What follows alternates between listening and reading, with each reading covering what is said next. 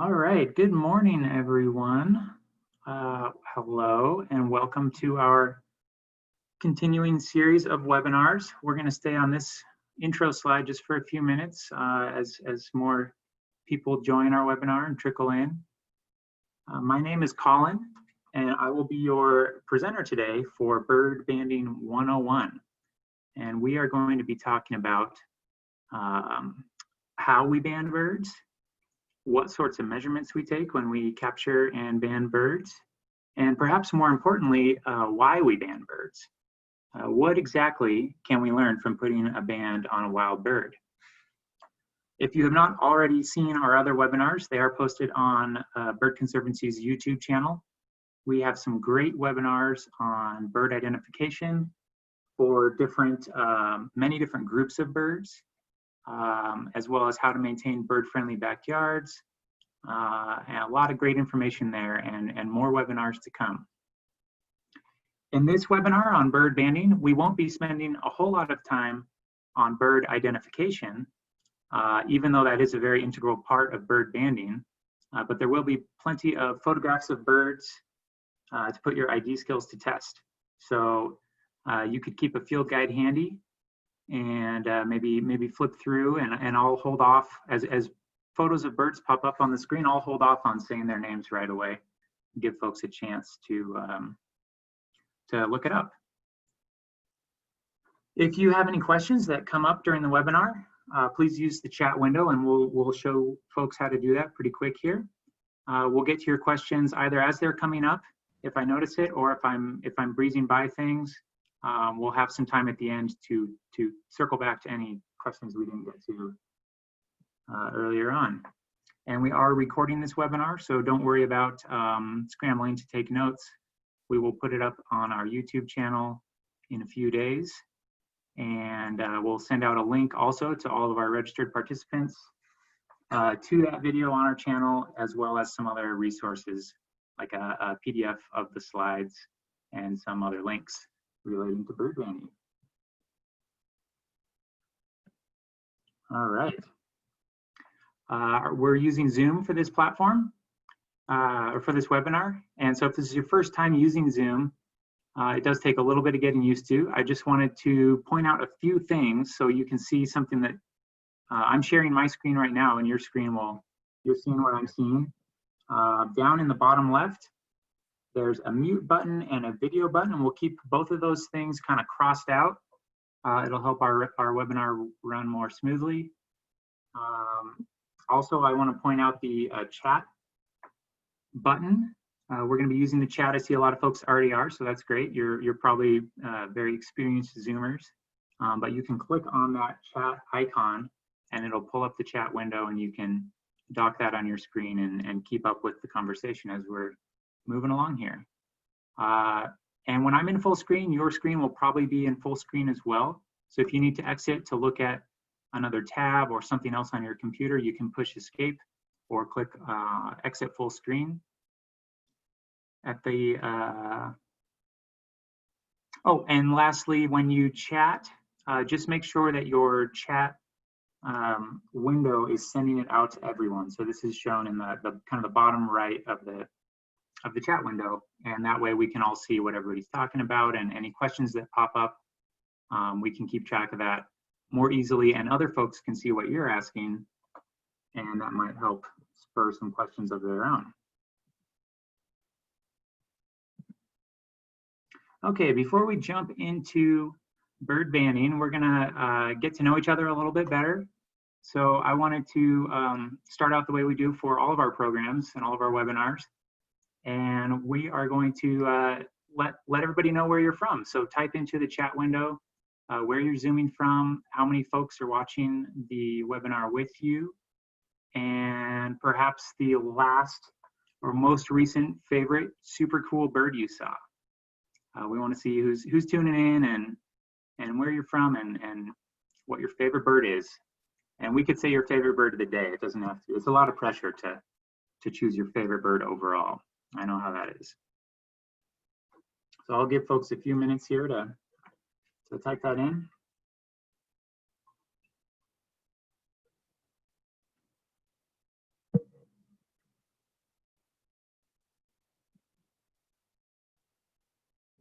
And as folks are typing in where they're from and what their favorite birds are, I'll introduce myself. So my name is Colin Woolley. I'm the banding coordinator with Bird Conservancy of the Rockies.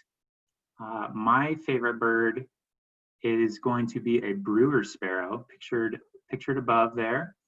And although they are very plain and fairly drab looking, it's the first bird that I really spent a lot of time watching and felt like I got to know it really well. So it's going to be my favorite bird.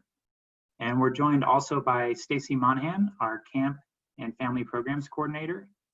And she's going to be monitoring the chat window. So she's going to be answering questions as they pop up in chat, and also maybe helping to relay questions to me at the end. And so feel free to stay active in that chat window, and Stacy will be keeping up with all of that. And her favorite bird for the day is the classic black-capped chickadee. This was the first bird that she ever had in hand, so that's pretty exciting.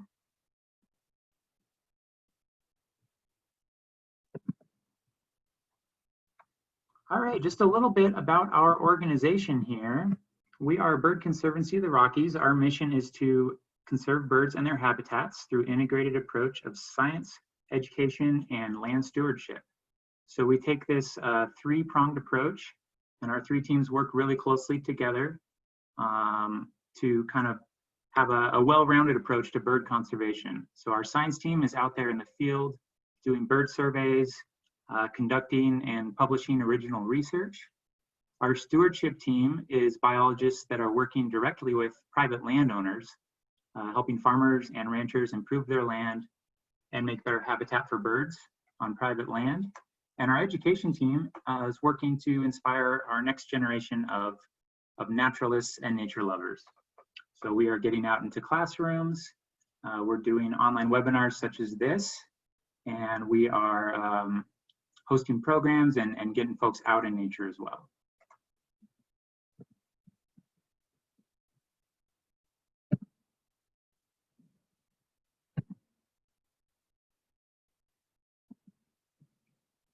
Sorry, folks, there we go. So in this webinar, we are going to be covering all things bird banding.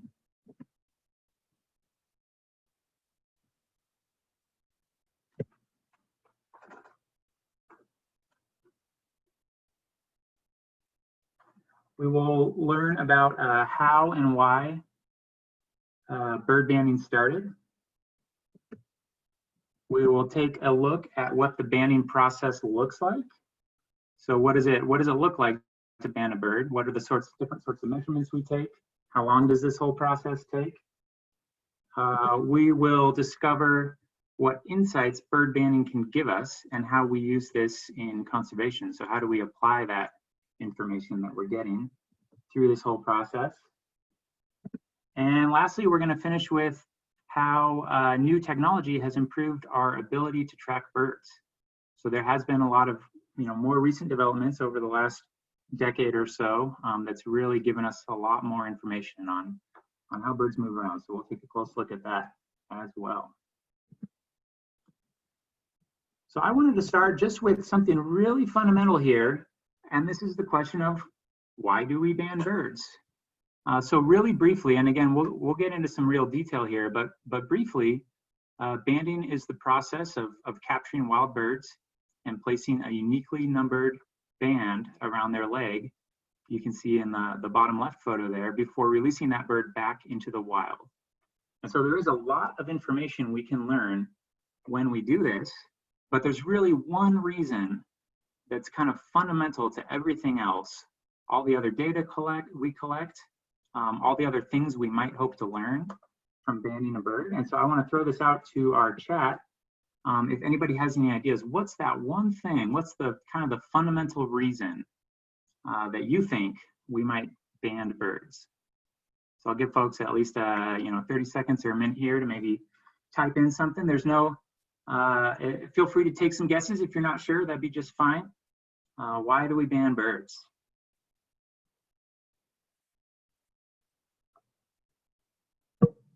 Okay, I see some things popping up to track them. Absolutely, it's a very valuable tool for that.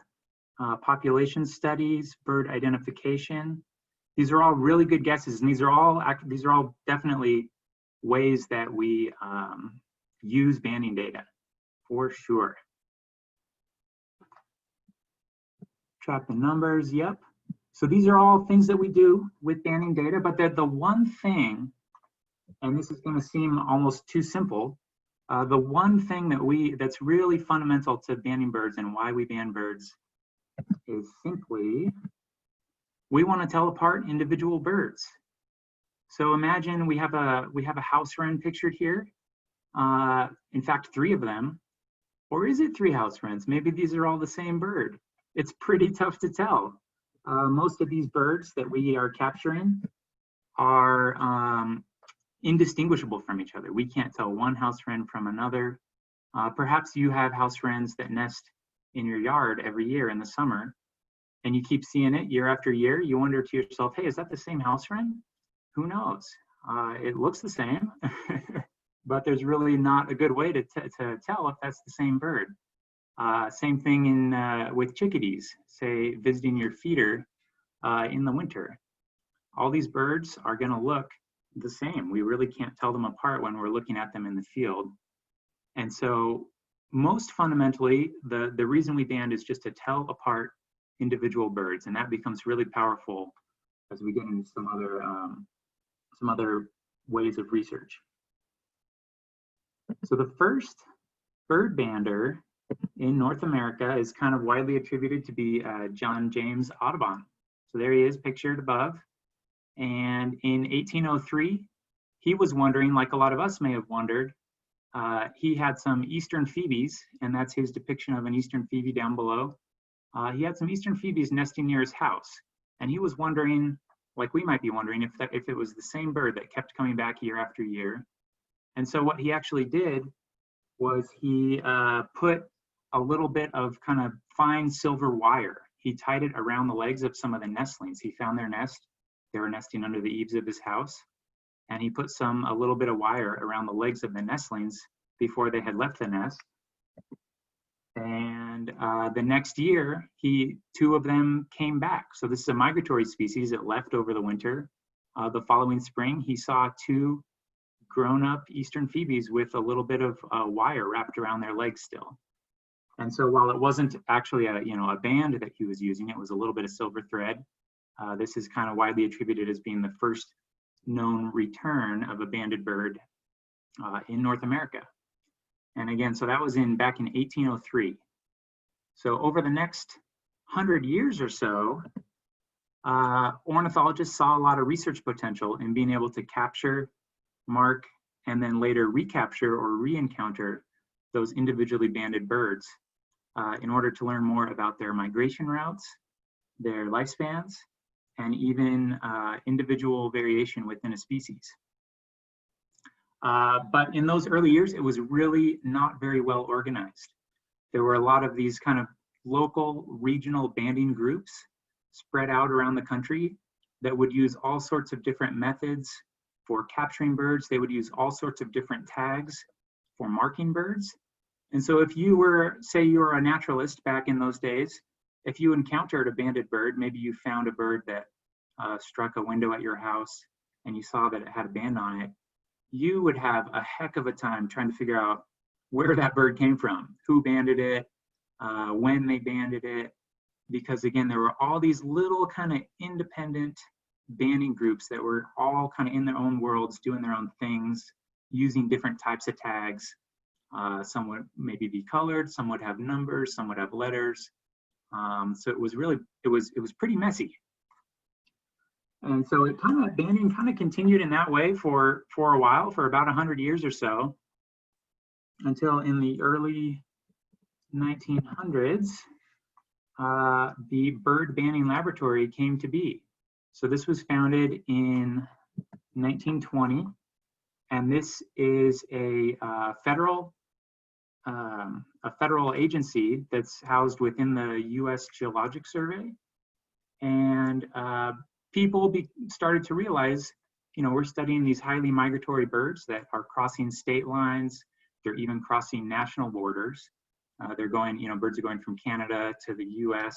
to Mexico in the fall, and then doing that back up north in the spring. And so it became apparent that we really needed a better system for coordinating the effort that all these different banders were putting in around the country. So the Bird Banding Laboratory was founded with that in mind. Again, it's within the US Geologic Survey, but they also work in partnership with Canadian Wildlife Service. And really this became a centralized distributor of bands and also a single place to house all that banding data. So all of a sudden you get a bird with a band on it and you know exactly where to go. You go to the bird banding lab and you say, here's my number, and where did this bird come from?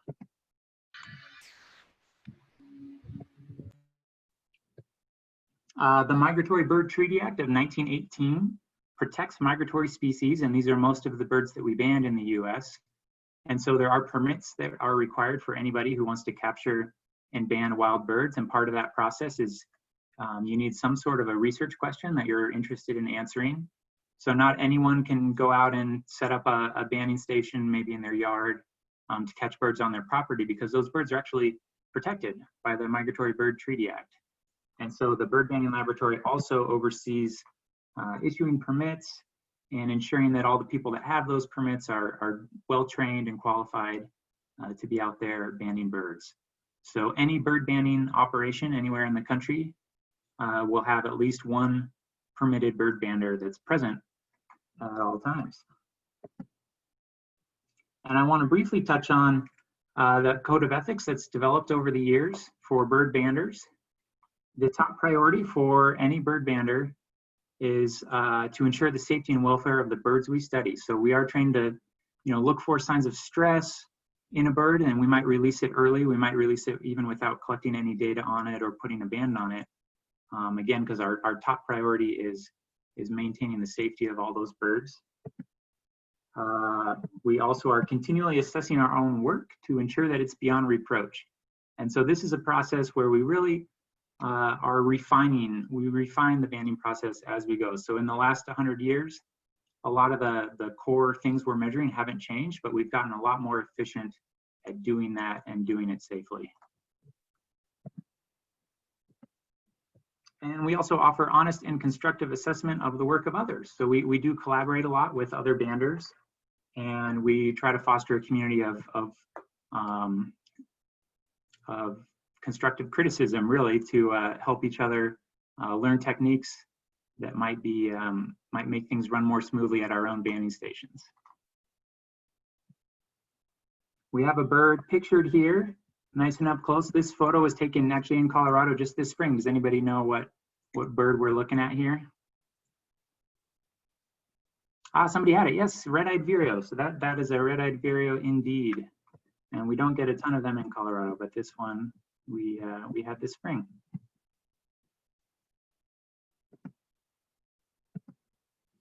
Okay, so how do we capture the birds? We're going to take a closer look at the banding process through the lens of a bird migration monitoring station. So there's a lot of different types of research that use banding, but banding stations placed in migratory hotspots are probably the most common. So for a lot of folks, if you've ever visited a banding station before or seen bird banding before, very likely it was at one of these bird migration banding stations. And just real quick, if people want to say in chat, let me know if you've visited a banding station before. Maybe you've been to one of our Bird Conservancy banding stations. We'll have a map later showing where they all are. But there's lots of other bird research and conservation organizations out there that run banding stations of their own. So again, this is kind of when people think of bird banding, this is usually what they think of is these banding stations. So let me know if you visited and maybe let me know which station you went to.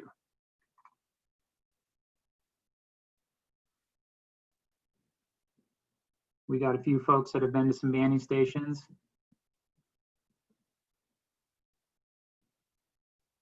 Oh, South Carolina, very cool. And Bar Lake. Bar Lake is our longest running banding station with Bird Conservancy of the Rockies. So we're gonna run through what it looks like to actually trap a wild bird and take all these measurements and then release it. So we set up a series of these mist nets And we have them pictured here out in kind of a prairie habitat because it actually makes them a little easier to see. They're this very fine nylon mesh. And so it's really difficult to see that net when you're facing it head on.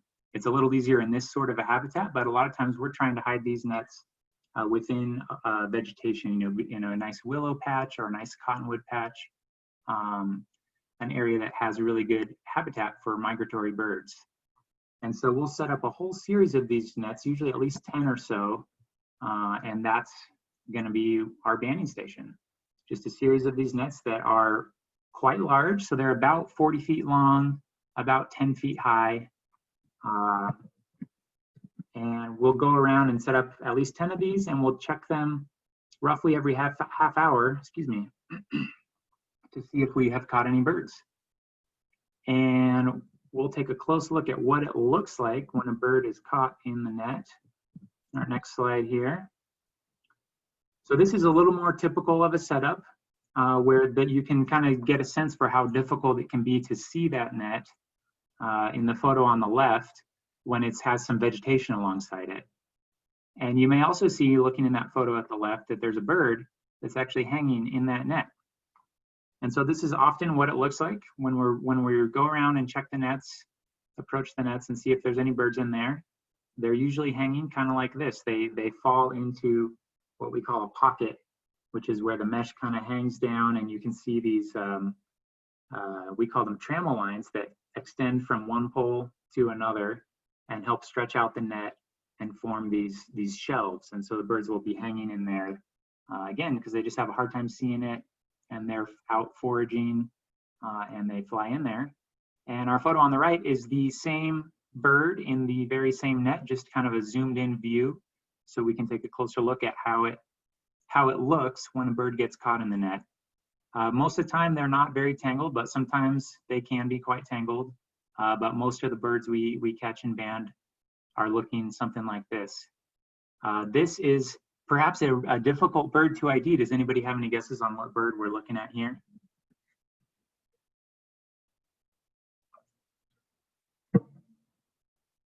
Or even maybe what family of bird?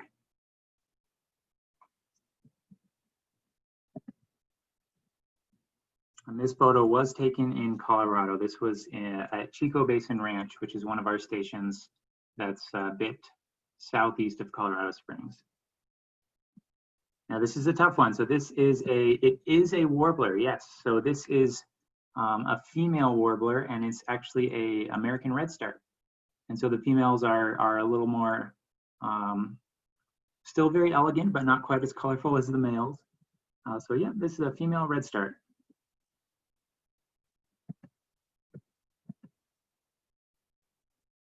Okay, so running a banding station. We're putting those nets out in an area with good habitat. We're checking them at least once every 30 minutes. Again, going back to our code of ethics, anytime there's poor weather, it might be too hot, usually if it's much over 80 degrees, or too cold, if we're down in the 30 degrees or freezing temperatures, we're gonna close the nets. Also, if it gets too windy, we will close the nets. You can see how thin and light the nets are. They'll blow around quite a bit in the breeze. And so we really need, just the right conditions, which we, luckily in Colorado here, we get it quite a lot. There are some banding stations out in other parts of the world that are dealing with, poor weather much more regularly. But again, our top priority is always the safety of the birds. So we do close nets. Even here in Colorado, we close them pretty regularly. Tends to be maybe it's getting a little too hot by the late morning. It might be a reason we would close nets. And this bird pictured here, I will say, so this is from all of the Bird Conservancy of the Rockies banding stations combined. This is by far our most commonly caught bird, especially in the fall season, but even year round. This is the bird we catch and band the most often. Does anybody know what bird we're looking at here?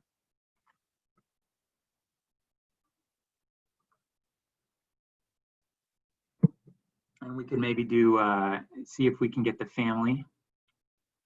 There it is, yeah, Wilson's warbler. It's a nice looking male. He's got the big black toupee on top of his head. Awesome. Okay, so what does this process look like? We've caught a bird in the net. We have our Wilson's warbler hanging there. This photo up here, I won't say what this is yet. We'll let folks figure out this bird up top. But we'll come around again every half hour, or if it's a little on the chilly side, we might even come around more often, every 15 minutes. And we're gonna pull those birds out of the net.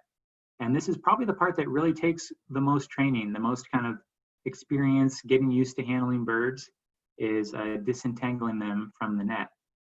And we got a few guesses of bullock's oil. That's absolutely correct. This is a gorgeous looking male, a nice older male, bright orange bullock's oil. Nice work. So we'll come around and pull birds out of the net. And after we have extracted the bird, we will put it into what we call a bird bag. And so that's pictured below. And it's just a thin cloth bag with a drawstring at the top, and we'll tie that drawstring off. And it's a breathable fabric, so it's kind of like a material like you might like bed sheets or a pillowcase. Pretty thin, breathable, and what it does is it helps keep the bird calm. It lets us transport the bird from where the net is to where our banding station is set up. And you can imagine some days we might be catching a number of birds at once. Maybe we go to a net and there's 2 or 3 birds in that net. We can't carry, we don't have enough hands to carry them all. And so this is a safe way to transport them. And also because it's kind of dark in there, they're not able to see what's happening as much. It does help keep them calm as well. And then we're going to carry the bird from the net back to the banding station. And when I say banding station, that's really just kind of a fancy way of saying a picnic table that has a bunch of our gear spread out on it. So we'll take a close look here at what we call our banding kit. So this is most of the gear that we use for banding birds. You'll notice in the bottom right, we have some pliers. We call these banding pliers, and they have that circular cutout you can see there. This lets us squeeze the band onto the bird without hurting the bird's leg. So we get the band in that circle part, and then we can close the band around the bird's leg, but we're not putting any pressure on the bird's leg. And you'll also see on the bottom left side, we call this thing a leg gauge. It's kind of this black plastic thing with a bunch of little grooves in it. So we can measure the width of the bird's leg to figure out what size band we want to put on there, because there's a large variety of leg sizes for different species of birds. And then up in the top part of the photo, these trays each have a different size of bird band. And so most of the birds that we band at our banding stations tend to be smaller things like the warblers, the kinglets, the chickadees, things that are taking pretty small bands, but we do every once in a while catch a much larger bird, maybe a sharp-shinned or a Cooper's hawk every once in a while, and they'll take a much larger size. So we have these strings of uniquely numbered bands that we figure out which size to put on our bird.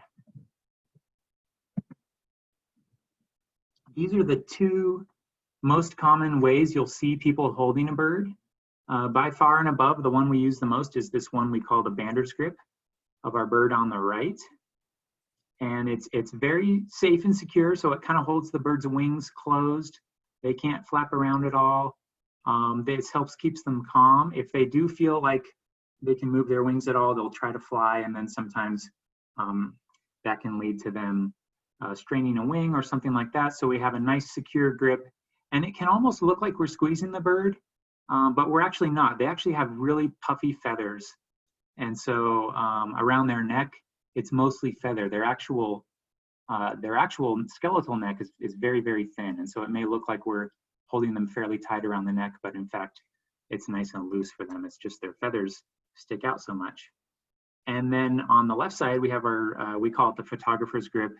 And it's not very practical. It's difficult to take a lot of our measurements when we're holding a bird that way, but it does make for nice photographs to really show off the plumage. So does anybody know what, we've got 2 birds pictured here. What do we have Yes, we have a Western tanager on the left. That is right. And then American robin. And you may notice if you're looking closely at this robin, there is a metal band around one leg, and the other leg has two colored bands. So what might that be about? We'll come to that later. So just think on that for a little while. Sometimes we may put on colored bands on a bird, but we'll circle back to that. Okay, moving through the process, we take a number of measurements, and we're going to run through each of them here real quick. But there are three that are definitely the kind of the big three, or the most important measurements that we take. So they are, first and foremost, we have to know what species it is. We are in fact not allowed to put a band on a bird unless we can identify the species. So we do have to know, our banders have to know, what birds are in the area, and even what some of the rare birds in the area might look like. There are, in Colorado, there's been over 500 species of birds documented, but we don't have to worry about knowing all of those, because realistically, a lot of them, are large birds like maybe gulls or shorebirds, or birds that we're never going to catch because we're setting our net up in a habitat more for songbirds. And so while there are over 500 species of birds that are seen in Colorado, realistically, in a typical year, across all of our different banding stations around the state, we might band around 100 or so different species, which is still quite a few to get to know, but not as intimidating as learning 500 species. So species, definitely the most important. Second most important, or at least tied for second, is going to be age. We want to know how old that bird is. And so for most of the birds we capture, passerines, and we have a great webinar on passerines. Check that one out if you haven't already. We are only able to age them or tell if they were hatched in the current year or a prior year. So this fall, we'll be catching a lot of birds out at Bar Lake, and we're going to be only able to tell the birds that were hatched, right around now. A lot of birds are nesting now, and fledglings are starting to move around. We can tell those young birds from birds that were hatched in a prior year. But once a bird gets to be a couple years old, then they become indistinguishable. So a bird, say a robin that's 3 years old, will look exactly the same to us as a robin that's 4 years old or 5 years old, 6 years old, and so on. So we can't really tell how old a bird is unless, of course, it already has a band on it. And so that's how we end up learning a lot about how long these bird species live, because again, they do look identical. We can't tell the old birds from the really old birds, for example. The third most important measurement is going to be the sex. We want to know if it's male or female. So for some species we can't tell, but for many of them we can. Maybe the males are a brighter plumage, or in a lot of raptors, the females might be larger.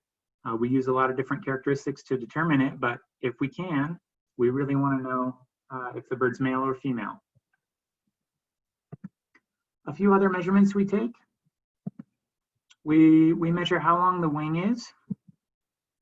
So in our bird pictured up top, we are using what we call a wing ruler, which is just it's a regular ruler, but it has a 90-degree bend at one end, and we hold that up against the bend of the wing and just measure how long those primary feathers on the wing are, how far down do they go. And we take all of our measurements in millimeters, and we'll do the same type of a measurement on the tail of the bird. And this is just kind of like, going to the doctor, getting your height and weight checked, that sort of thing.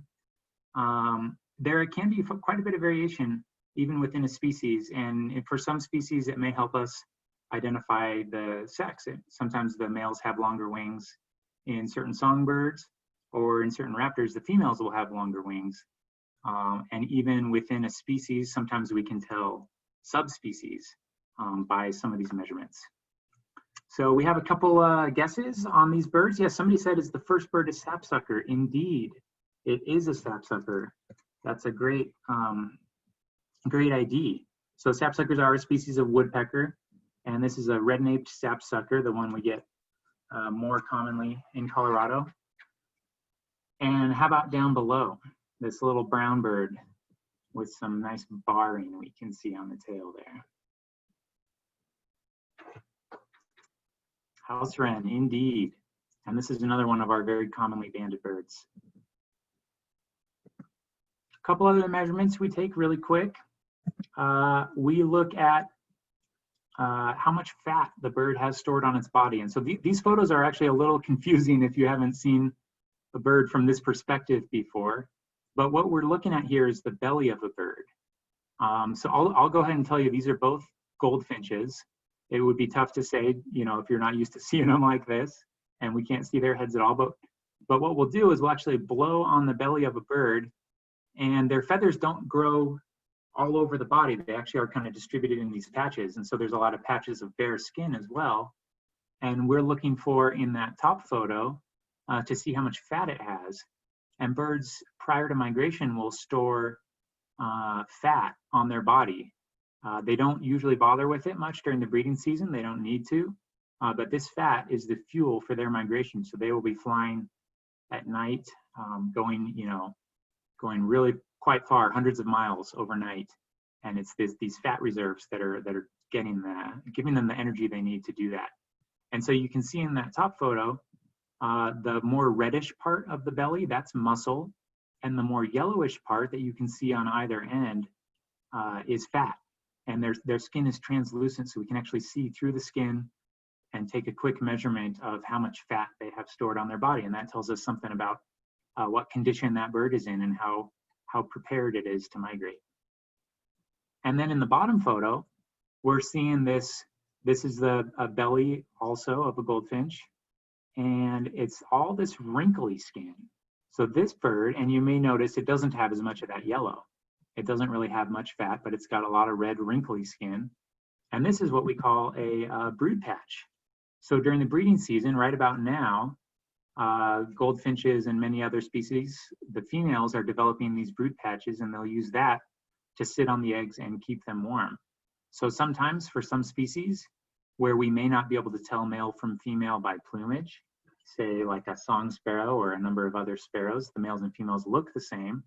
But if we have them in the hand, we can look and see if it has a brood patch, and that will indicate to us it's a female. Males develop a similar or kind of counterpart called a cloacal protuberance, and we don't have a picture of one here, but it's their cloaca swells up, and it's those breeding characteristics that we would look for on a male. So this bird on the bottom is a female. And it's that brood patch is just really wrinkly. We call it vascularized.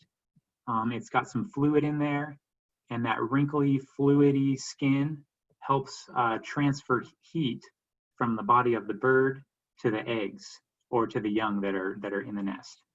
And so it allows for more efficient transfer of heat.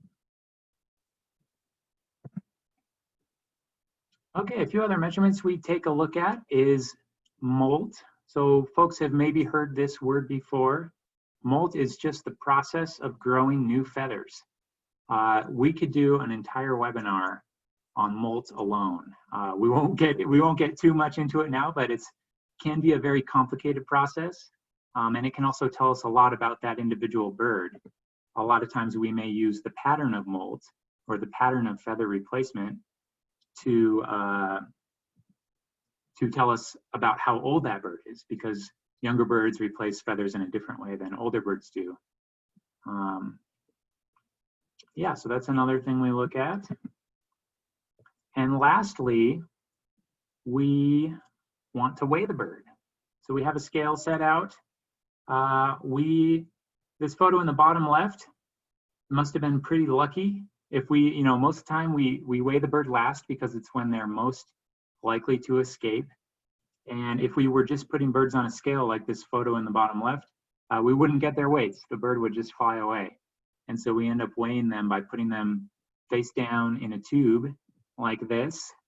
and quickly getting their weight, and then we let them go. So they're only upside down in this tube for a few seconds, and this is the last step of the process.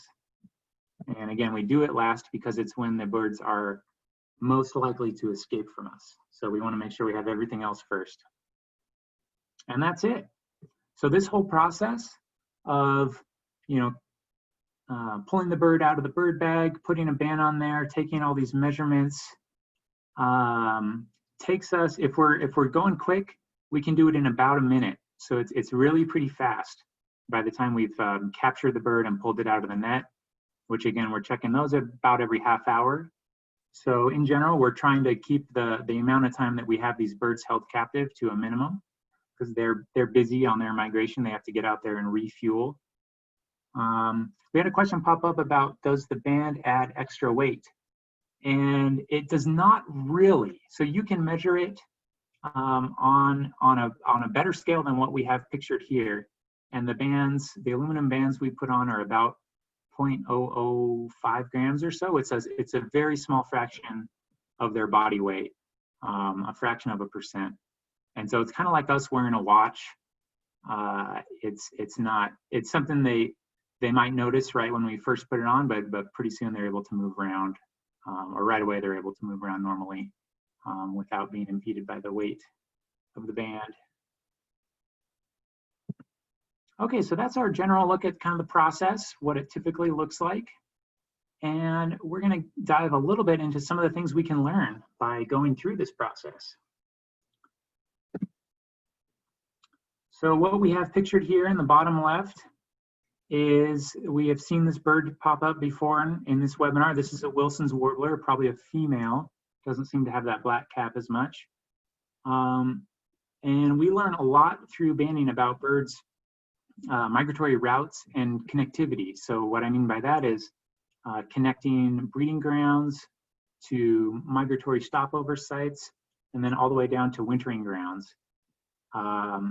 Through the life history of this individual bird that gets banded, say up north, maybe recaught here in Colorado, and then recaught somewhere down in Central or South America. When people were first starting to band birds, this was really what it was about. It was about trying to recapture birds that were banded somewhere else and tell us more about where birds, what routes these birds are taking, or connecting wintering grounds to breeding grounds, or these migratory stopovers. It turns out that these sorts of events where we capture a bird that somebody else banded are actually really rare. So let's take a look at fall migration. In the fall, we might have anywhere from 3 to 5 billion with a B, birds that are moving south. So that's a massive number of birds. The bird banding laboratory, on average, roughly, is giving out, distributing out about 1 million bands each year. So even if we're banding 1 million birds every year collectively, when there's 3 to 5 billion birds, that's still an incredibly small proportion. So these events where we capture a bird that somebody else banded is pretty rare. And it turns out that most of what we do with banding data is other stuff. Making these connections between breeding and wintering grounds is really awesome. It's really exciting to catch a bird somebody else banded, but it turns out not to be our main focus, just because it is so rare. It doesn't happen all that often. At Bird Conservancy, we band around 5,000 to 7,000 birds a year, depending on the year, and we get maybe 5 to 10 what we would call returns, somebody else capturing a bird that we banded, or vice versa. Us capturing a bird somebody else banded. What we get a lot more of is recapturing birds that we banded. So we're out at, say, Bar Lake, for example, we might recapture the same chickadee year after year after year. And that gives us a lot of information as well. And the lines, so folks were asking about the flying across the oceans here. These are just kind of straight lines connecting one capture location to another. So it's not the route the bird took. This isn't from putting like a GPS tag or something like that on a bird. This is just a straight, this is kind of the simple approach of just drawing a straight line between one capture site and another. One of the more powerful things, and what we end up doing a lot more with banding data out of our migration monitoring stations, is looking at changes in population over time.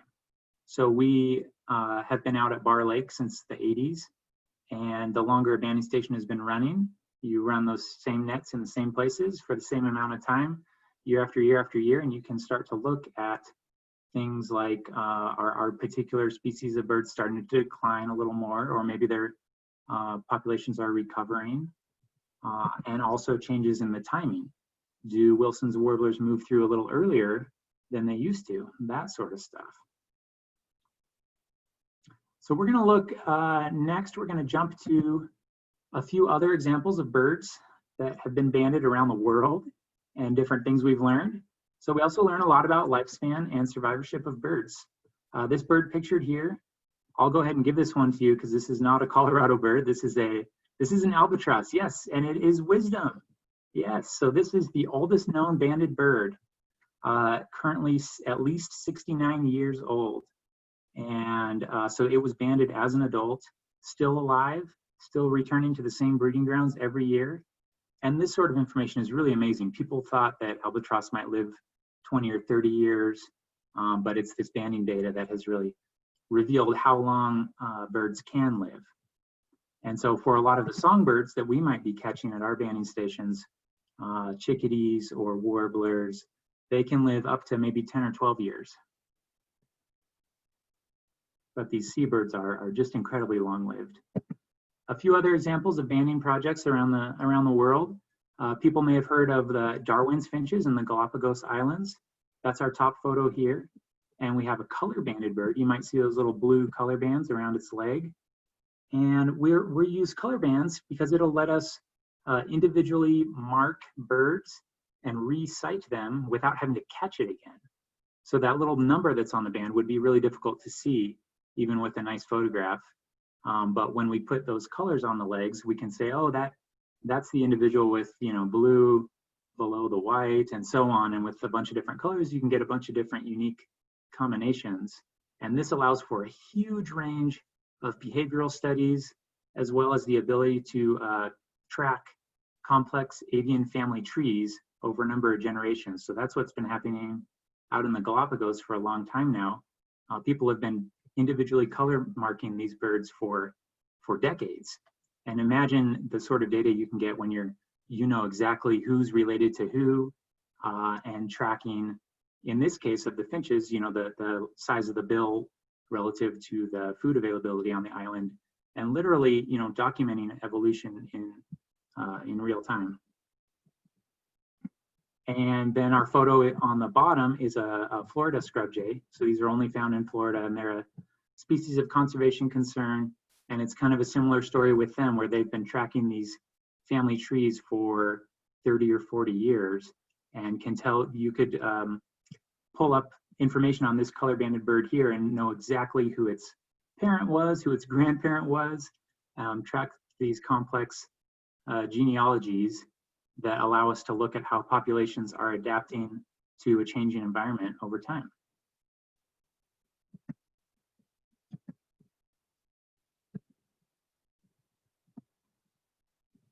Okay, we're going to jump back real quick now before we finish up to a few Bird Conservancy of the Rockies projects. We had a project looking at this bird on the left. This is a bird that nests in Colorado and elsewhere throughout the US. You may notice it has some color bands on its legs. And if you look even closer, you may notice something that looks like a little wire sticking out of its back. And so that is actually a radio antenna. And yes, this is a mountain plover. That's great. This is a really difficult bird to see. And because it's so difficult to see, it's quite difficult to study as well. And so we wanted to know something about their habitat use and their home range size. What sort of an area do they cover? Where do they like to forage? Those sorts of questions are actually really difficult to get at just by watching, because it's hard to know which bird we're looking at. So we color band them, and then we put these radio tags on them and go out and track them from a distance. Anybody who's looked for mountain plovers before, you might know they're pretty skittish. If you're looking for them on foot, you'll end up kind of pushing them around. They'll they'll fly away even before you ever see them when you're within 200 or 300 meters. So we'll track them from a distance by using the radio telemetry and going out and tracking them with these big antennas and getting their locations. So that's another way we've learned a lot about habitat use and home range size. We also have a research project at Bird Conservancy studying black swifts. This was one of the last birds that people didn't know where they spent the winter. So we put what are called geolocators, these little tags that you can see pictured here on the swifts. These are similar to a GPS tag, and track the migratory route of individual swifts coming down along the Pacific coast through Mexico and Central America, and discovered their wintering range down in kind of Brazil or Amazon area. And these same birds would then return to Colorado to breed in the summer. And then we would capture them again and pull that tag off of the bird. So these sorts of tags that we've seen here and on the plover, they are not designed to stay on the bird for the bird's life. They're designed to either be recaptured and we pull the tag off, or if we don't recapture that bird, they're designed to fall off themselves after a little while. The material that backpack strap is kind of made out of, it'll degrade over time, so they will fall off eventually. So these are not permanent markers, but the bands that we ban these swifts as well, those are permanent. They'll have those for life. And our last project I wanted to highlight is looking at Baird sparrows. This was a population of sparrows, of pretty rare grassland sparrows that were just recently found breeding in Colorado. It was thought that they were only breeding further north. But you may notice in that top photo, what do you see on the leg there? There's a little orange band. And so the other leg will have a metal band.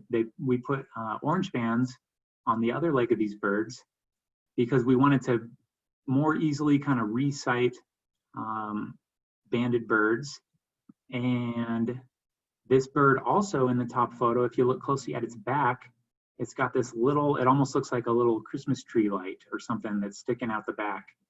That's a geolocator. And so we put these color bands on birds so we would know which ones had the geolocators so that we could try to recapture that bird and pull that geolocator off and get all that information on where the bird spent the winter. There's a question that popped up about how do we recover the locators when they fall off? That is a great question. And the answer is that we usually don't. If it's a radio tag, we might be able to track it down using the telemetry, but if one of these geolocators falls off, then we're not gonna get that information. So we usually have to recapture the bird to get the data. There are tags out there that can transmit data on their own, but they're quite a bit heavier. So for people that study larger birds like hawks or eagles, you can put solar powered tags on those birds and they can actually talk to the satellites. And so they can transmit data. But for these really small birds that we study for the most part, it just weighs too much. So these little tags we put out weigh about 1% or so of the bird's body weight. And we don't want to go any higher than that. So that's why we have to recapture them, because the batteries otherwise way too much if we wanted to put a transmitter on there. All right, well, we're about out of time here, and that's the last project I wanted to highlight. I wanted to share with folks a few resources. If you ever see a banded bird or find one, you can go to www.reportband.gov. This is connects directly to the Bird Banding Labs database. And so if you find a banded bird and you can get that number, you can punch it in at that website, and assuming that information is already in the system, it'll kick it back to you within minutes. So you could find out exactly where that bird came from, when it was banded, even who banded it, really quickly. So that's really cool if you ever do find a banded bird. And sometimes, even if you're a nature photographer, you get a really nice photo. Sometimes you can even read band numbers from really high quality photos. So maybe a bit of a challenge if we have any nature photographers out there. Sometimes you can get the band number without even having to catch the bird again or find it. www.nabanding.net. This is the website for the North American Banding Council. It's an organization that hosts a lot of training activities. If you're interested in getting involved or learning more about it, they have a lot of training resources. So that's a good website to know about. And this bottom one, which I won't read out loud, this is the Bird Banding Lab's website, but you could just Google Bird Banding Lab, you'll get there as well. And I think with that, I'll jump over to our final slide here. Do keep in touch with us. We have a number of banding stations that we run, especially in the fall. The COVID-19 has impacted our banding efforts. So some stations we are not going to be running this fall. We're not going to be running Rogers Grove Park in Longmont or our Western Colorado sites in Ridgeway and Grand Junction. But we are planning on running Bar Lake, as well as hopefully some of our other sites, and also our sites up in Nebraska. So do keep in touch. Check out our website. We'll have our most up-to-date information there on which sites are open and when they are open. And thank you so much for joining me today. We're going to be back next week with Tyler for Birding 201, hummingbirds and swifts. And so he'll tell you even more about the black swifts, I'm sure. All right, and with that, I will take any questions. Sorry. Yeah, Colin, I did take down a. Sorry, this is Stacy. I did take down a couple of questions that people had earlier. One is, can you tell by their flight feathers, like the first, second, and third primaries or leading flight feathers, can that lead to an age or an approximate age of a bird? Yeah, in a lot of cases, that's how we can tell a young bird. Those feathers that they grow in the nest are of kind of a lower quality because they're in a rush to grow those feathers and get out of the nest. And so yes, that's one thing we're looking for, is a difference in kind of the feather quality that can indicate to us it's a young bird. Awesome. And then finally, do we know what elevation migrating birds get to? Is there a way that we track it? Yeah, that's a great question. Off the top of my head, I couldn't say exactly, but it's quite high. So at night, they're doing their long distance migratory flights, usually at night, and it's way up in the air. And then they're only coming down, to where we end up seeing them during the day when they're foraging for food. So no, I'd have to look it up. I actually don't know off the top of my head. Awesome. And then the last question that I found, someone was asking, where can they find certification courses for banding out of the US, as in Mexico? Oh, sure. You could still check out that nabanding.net, I believe it was, the site we linked, and we'll send these slides out. They do post courses that are anywhere, even in Central or sometimes South America. I know there are some courses in Mexico once in a while. Costa Rica, Belize has courses sometimes. So there are courses throughout the Americas, and you could access them through that website. Awesome, thank you. And last question, is there a database to tell apart the colored bands so that researchers in the US aren't using the same colored bands as someone overwintering grounds in like Nicaragua or Costa Rica? Yeah, that's a great question. So we do coordinate that with Canada. Again, through the Bird Banding Laboratory, if somebody wants to say color band yellow warblers, they would have to coordinate with anybody else that's color banding yellow warblers to make sure there's no overlap. But it is possible that there could be overlap with a researcher in Central or South America, because that's not coordinated as much. They use a whole different, their bands look a little different, so if we had one in the hand, we'd be able to tell. But there's not as much banding that happens down on the wintering grounds as well. So it's pretty unlikely to get a bird that's banded in South America that then shows up here. All right, that's all we have. Thank you all so much. Thank you, Colin. That was an amazing webinar. I feel like I always learn so much as well from you. It's much appreciated. And we hope to see you all virtually, at least, through our next webinars. All right, thanks so much.